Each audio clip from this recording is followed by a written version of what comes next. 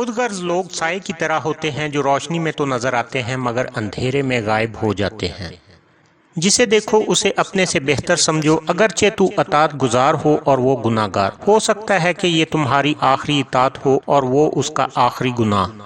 ہر شخص کی قیمت وہ ہنر ہے جو اس شخص میں ہے۔ کامیاب انسان وہ ہے جو ان اینٹوں سے ایک مضبوط بنیاد تیار کرتا ہے جو لوگ اس پر اچھالتے ہیں۔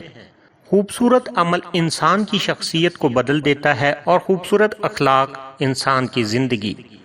گفتگو میں اعتماد ذہانت سے زیادہ کردار ادا کرتا ہے۔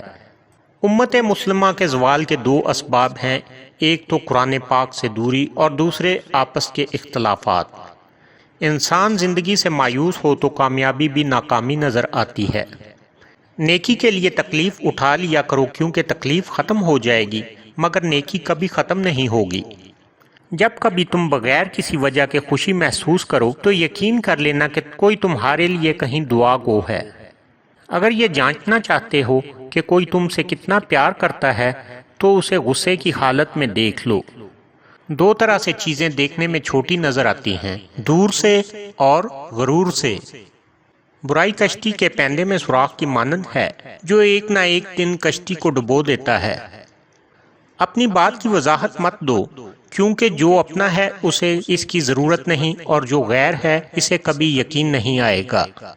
اگر خیالات میں گہرائی ہو تو کردار میں سادگی آ جاتی ہے۔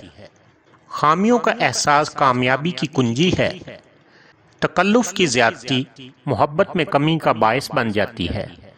دو دفعہ پوچھنا ایک غلط راہ اختیار کر لینے سے بہتر ہے۔ لوگ برے نہیں ہوتے، بس کبھی کبھی اچھے لوگوں پر برا وقت آ جاتا ہے۔ ایک بزدل ایک باحوصلہ شخص کی نسبت زیادہ تنازعات کی زد میں ہوتا ہے۔